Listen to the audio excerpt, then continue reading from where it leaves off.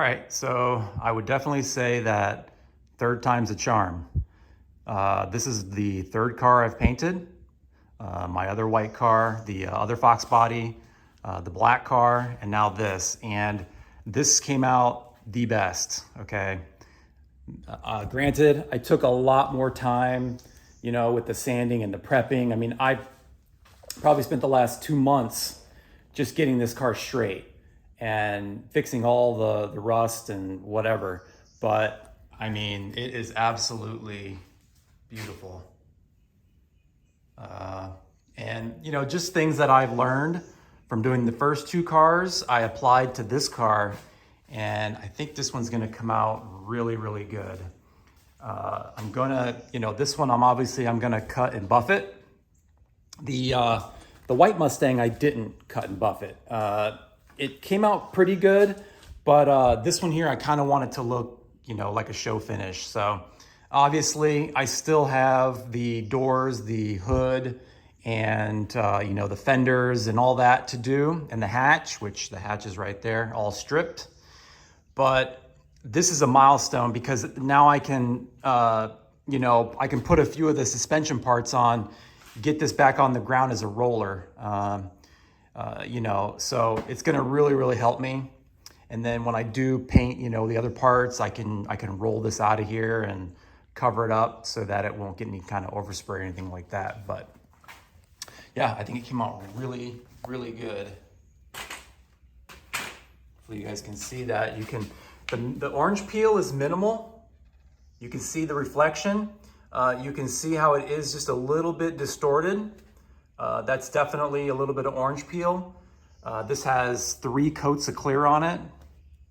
And again, I haven't been videotaping. I haven't been taking the time to, video any of this because I've just been really concentrating on doing a good job and making this come out, perfect, instead of distracting myself with trying to, upload videos. So yeah, I went ahead and just did it all without documenting any of it. But yeah, I mean, I'm really happy you can see the the reflection. That's how you know that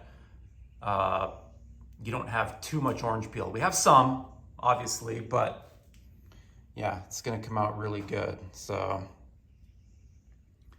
but anyway, I just kind of wanted to show you guys where it was at and what color it's gonna be. It's white.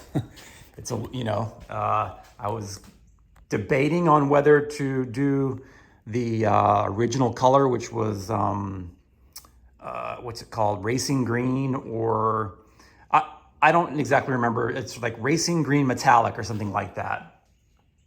It just, I don't know. I wasn't, really that keen on that color. White, you can't go wrong with white, especially, once you start putting the accents in, and we have the, the lip back here that's going to be black, and, black emblems. And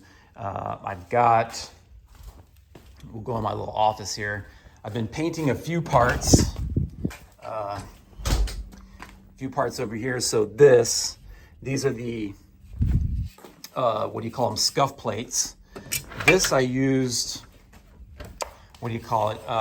truck bed liner. Okay. These were in really bad shape. They were corroded, and you can see the underside.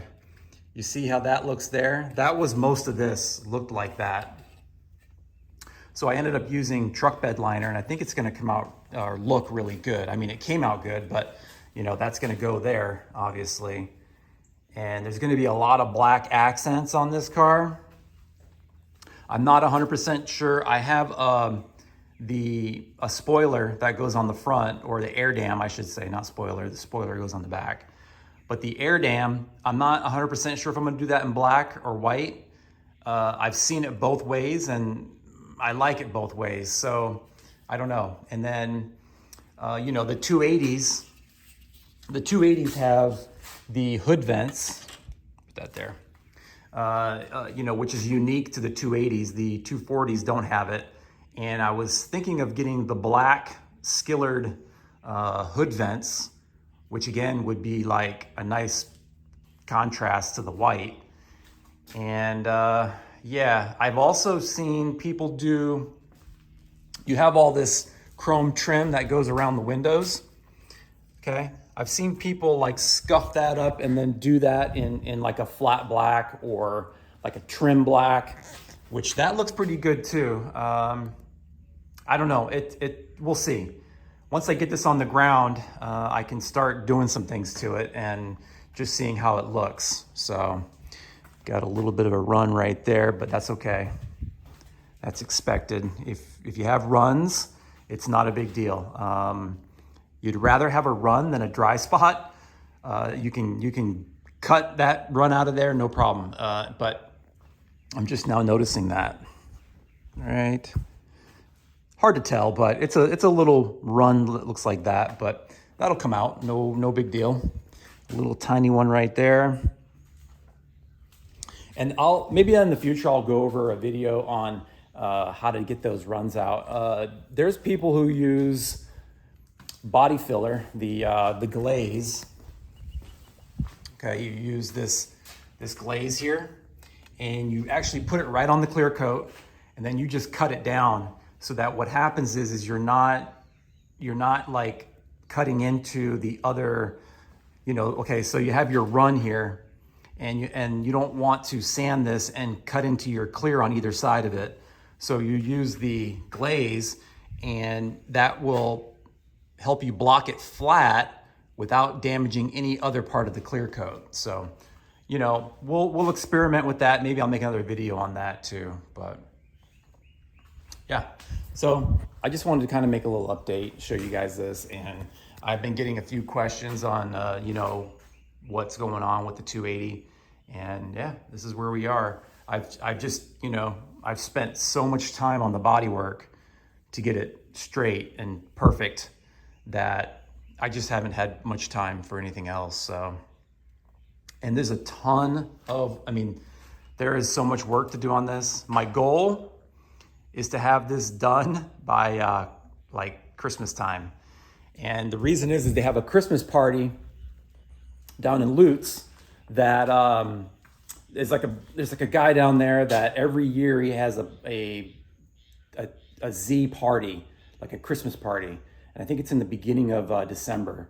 And it would be cool to be able to make it to that with the car. So that's the goal. There's so much work to do. I've got to paint all the taillights and wire this thing. I have to decide what engine I'm putting in it. That is still up in the air. I don't know. We've got the 2JZ here. This is the 2JZ that I picked up a couple months ago. And yeah, this one's ready to go. It's got all the valve seals and everything in it, brand new. I need to get some valve covers. I have an intake coming, but this is going to be significantly more expensive to put this in there than it would be just to put the L28 back in, which I have over here on an engine stand. And, because everything will bolt up. But the problem with this is these engines just lack power. It's going to make 170 horsepower, and I just don't know if I'm going to be happy with that. I can make, with 8 pounds of boost on this, I can make 300 horsepower, right? And it's just going to be a way more fun car to drive with this instead of this. And I can tell you, just by moving this around on the engine stand, this engine is way heavier than this one. This engine here, I can't even flip it over. It's a nightmare to try to flip this over. It is so heavy, okay? The JZ is so much lighter, and it's shorter too. So this is like 4 inches or 3 or 4 inches longer than the JZ. So yeah, and I did a leak down test on this as well, and I'm gonna have to pull the head off because a couple of the valves, they're really leaky. It's the leak down didn't come out great. It's not really leaking out the bottom end. It's more on the like the exhaust valves, which is pretty normal on a high mileage, older car. The leak down on this one came out really good, almost perfect. Like less than 10% on all the cylinders. So this engine definitely is what I'm leaning towards. I do have, a buddy of mine gave me a turbo 350, a TH 350. I got it sitting over here.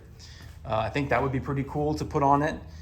Have this rebuilt and get it manualized, you know, where it can be manual or automatic. And there's some really cool tricks you can do with turbo 350s, TH 350s. You know, you can pull the governor off or tack weld it. I think you tack weld the governor and it really ups the pressure. But I think that would be really cool to make this thing an automatic. I'm not like, you know, having it manual is not like a big deal to me. I enjoy driving an automatic car. They're fun, especially when you get into boost. It's like, it just feels like endless pulling, you know, compared to shifting, and I don't know. I mean, that's cool too, but you know, that can always be switched out in the future. You know, like if we put this TH350 in there, and then in the future, if I want to go to a manual, you can just get like a CD09 or something, which is a very common swap for these. When people put JZs, the CD09 is really popular for these. Even with the L28s, a lot of people do a CD09 on the L28.